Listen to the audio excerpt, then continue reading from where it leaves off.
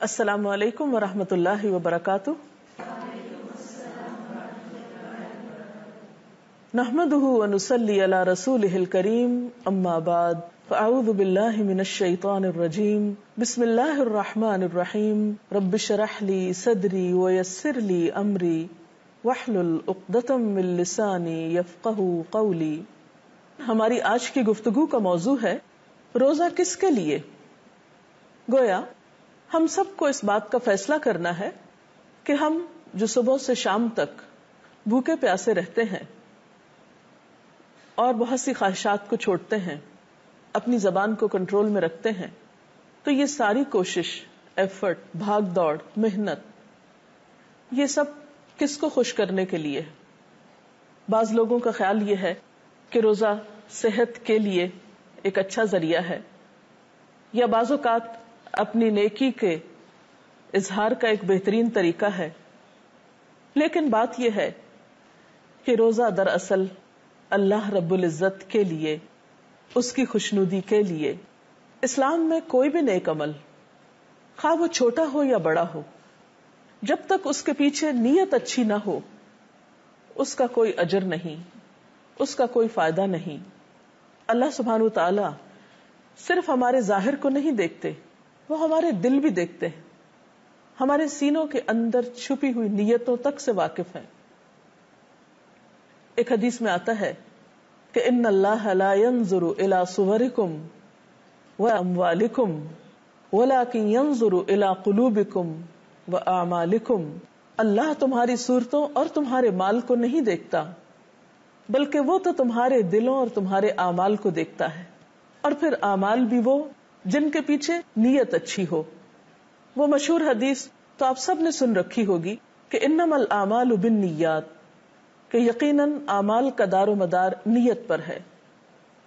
نیت کسی بھی عمل کے لیے ایک بنیاد یا فاؤنڈیشن کی حیثیت رکھتی ہے.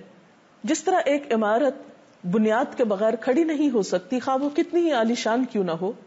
جس طرح ایک پودا جڑوں کے بغیر کھڑا نہیں ہو سکتا، ایک بیج کے بغیر ایک پودے کا تصور نہیں کیا جا سکتا، اسی طرح اسلام میں کسی عبادت کا اصل مقصد اس وقت تک پورا نہیں ہوتا، اس پر اجر و ثواب کے بارے میں سوچا نہیں جا سکتا جب تک کہ اس کے پیچھے نیت اچھی نہ ہو. نیت کا لفظ عربی زبان کا ایک لفظ ہے جس کا روٹ نوا ہے، نون واو یہ. نوا عربی میں گٹلی کو کہتے ہیں. تو گویا جیسے ایک گٹلی ایک پودے کے وجود کا ذریعہ بنتی ہے، اسی طرح اچھی نیت اچھے عمل کی بنیاد بنتی ہے. خاص طور پر روزے کے بارے میں ایک حدیث بھی آتی ہے. عن ابی ہریرہ قال قال رسول اللہ صلی اللہ علیہ وسلم قال اللہ عز وجل کل عمل ابن آدم له الا الصیام فانہ لی وانا اجزی بہ متفق علیہ.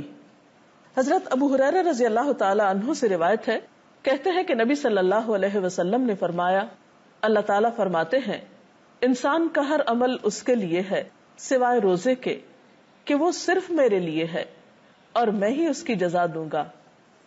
اور روزے میں خاص طور پر نیت کا اہتمام اس لیے بھی کہ روزہ ایک ایسی عبادت ہے جس میں ایک انسان یا تو خود جانتا ہے کہ وہ یہ عبادت کر رہا ہے یا نہیں، یا اس کا رب جانتا ہے.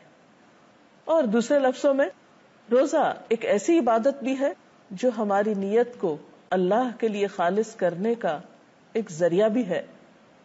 اور اس کے ساتھ ہی ہم دیکھتے ہیں کہ ریاکاری کی عبادت اللہ تعالیٰ کے ہاں سخت ناپسندیدہ ہے. ایک حدیث کے مطابق ایسی عبادات کو شرک قرار دیا گیا ہے. مسند احمد کی ایک روایت ہے، عن شداد ابن اوس قال سمعت رسول اللہ صلی اللہ علیہ وسلم یقول من صلى يرائي فقد اشرک ومن صام يرائي فقد اشرک ومن تصدق يرائي فقد اشرک. حضرت شداد بن اوس رضی اللہ تعالی عنہ کہتے ہیں، میں نے رسول اللہ صلی اللہ علیہ وسلم کو فرماتے ہوئے سنا ہے، جس نے دکھاوے کی نماز پڑھی اس نے شرک کیا، جس نے دکھاوے کا روزہ رکھا اس نے شرک کیا، اور جس نے دکھاوے کے لیے صدقہ کیا اس نے شرک کیا. تو گویا اللہ سبحانہ وتعالی کی خوشی کی بجائے کسی اور کی خوشی ہو، یا جس میں انسان اس کے لیے اپنے عمل کو خالص کرنے کی بجائے دوسروں سے اس کی شہرت چاہتا ہو یا ناموری چاہتا ہو یا اپنی پاکیزگی کا کوئی دم بھرنا چاہتا ہو. نہیں، اسلام میں عبادت سراسر اللہ کی خوشی حاصل کرنے کا نام ہے. ایسی عبادت کا فائدہ کیا ہے؟ نبی صلی اللہ علیہ وسلم نے فرمایا، من صام یوما ابتغاء وجہ اللہ بعدہ اللہ من جہنم. بہقی کی اس روایت کا مطلب یہ ہے کہ جو شخص اللہ تعالیٰ کی رضامندی کے لیے ایک دن کا روزہ رکھے گا، اللہ تعالیٰ اس کو جہنم سے دور کر دے گا.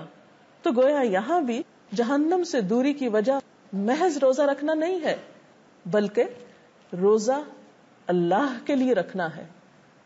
اور اللہ کے لیے رکھنے کا مطلب کیا ہے؟ اس کی رضامندی اور اس کی خوشی چاہنے کے لیے. ایک اور حدیث میں آتا ہے، نبی صلی اللہ علیہ وسلم نے فرمایا، جو شخص لا الہ الا اللہ کہے اور اسی پر اس کا خاتمہ ہو جائے تو وہ جنت میں داخل ہوگا.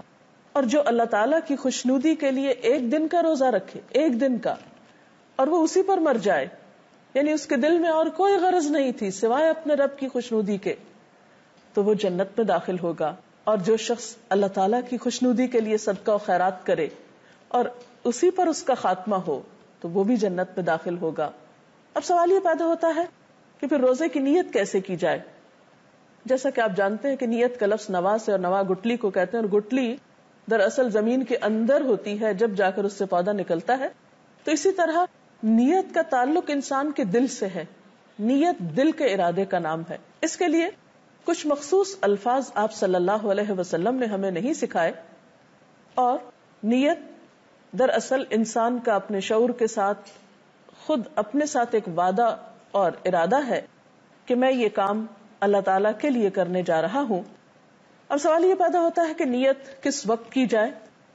تو روزہ رکھنے کی نیت روزے کا وقت شروع ہونے سے پہلے کر لینی چاہیے، کیونکہ حضرت حفصہ کی ایک روایت میں آتا ہے کہ نبی صلی اللہ علیہ وسلم نے فرمایا، من لم یجمع الصیام قبل الفجر فلا صیام لہ. جس نے فجر سے پہلے روزے کی نیت نہیں کی اس کا روزہ نہیں.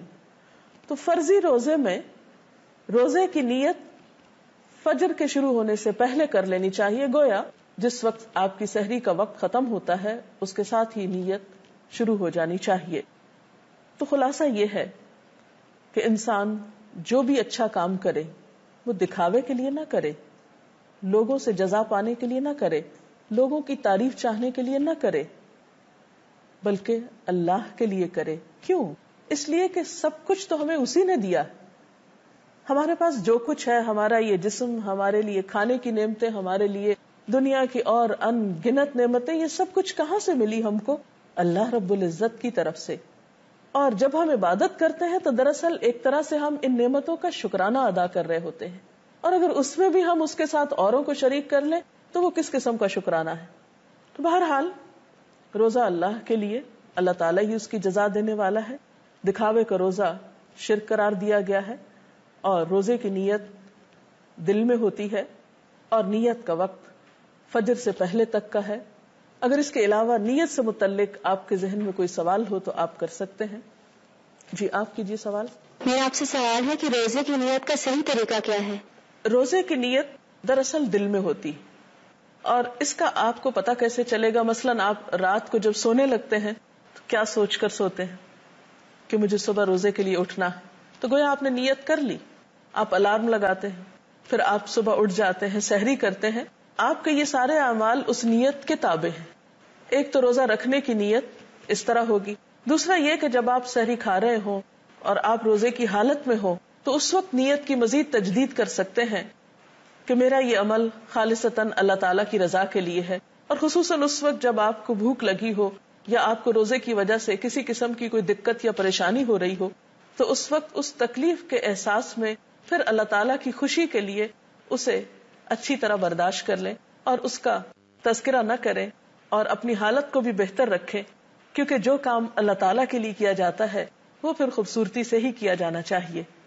اور اگر کسی وقت کسی انسان کی کوئی تعریف سن کر دل میں یا نیت میں کوئی خرابی آنے لگے اور انسان کے اندر کسی قسم کی کوئی کجی آنے لگے تو فوراً یاد کر لے اپنا اصل مقصد اور سوچے کہ نہیں، مجھے کسی انسان سے اس کا کچھ ریوارڈ نہیں چاہیے، میں نے تو یہ کام اللہ کے لیے کیا ہے اور اسی سے میں اس کی جزا چاہتا ہوں. جی. جیسے آپ نے بتایا کہ روزہ ہماری نیت کو خالص کرنے کا ایک ذریعہ ہے، تو ہمیں کیسے پتا چلے گا کہ ہماری نیت خالص؟ بات یہ ہے کہ روزہ آپ کی نیت کو خالص کرنے کا ایک ذریعہ بھی ہے، اور اس میں کوئی شک نہیں، کیونکہ اگر آپ چھپ کر کوئی کھا پی لیتے ہیں تو کسی اور کو پتہ نہیں چل سکتا سوائے اللہ تعالیٰ کے. اس لیے یہ عبادت آپ کی اور اللہ تعالیٰ کے درمیان ہے. اب اس میں یہ ہے کہ آپ کو کیسے پتا چلے گا کہ آپ کی نیت خالص ہے یا نہیں. تو آپ اپنے لیے ایک معیار مقرر کریں کہ آپ روزے کی حالت میں اپنے آپ کو اللہ تعالیٰ کے کتنا قریب پاتے ہیں، کیونکہ جس کی خوشی مقصود ہوتی ہے اس کی یاد بار بار آتی ہے اور انسان روحانی طور پر اپنے آپ کو اللہ تعالیٰ کے قریب پاتا ہے. تو جتنی زیادہ آپ کی نیت خالص ہوگی اتنا ہی زیادہ آپ کو اللہ تعالیٰ کا قرب محسوس ہوگا، اور آپ کے اپنے اندر ایک فرقان پیدا ہوگا. جیسے کہ ایک آیت میں آتا ہے کہ ان تتقوا اللہ یجعل لکم فرقانا، اگر تمہارے اندر اللہ کا تقوی ہوگا تو وہ تمہارے اندر ایک کسوٹی پیدا کر دے گا، ایک میزان پیدا کر دے گا. جیسے ایک تھرمامیٹر ہوتا ہے بخار کی حرارت کو ناپنے کے لیے، تو بالکل اسی طرح انسان کے اندر بھی اللہ تعالیٰ ایک ایسی سوچ اور ایک ایسا احساس پیدا کر دیتے ہیں کہ جس میں انسان اچھے برے کے فرق کو پہچاننے لگتا ہے. تو یہی فرقان آپ کو بتائے گا اور احساس آپ کو بتائے گا کہ آپ اللہ تعالیٰ کے کتنے قریب ہیں. اجازت چاہتے ہیں. اللہ حافظ. اجازت چاہتے ہیں. اللہ حافظ.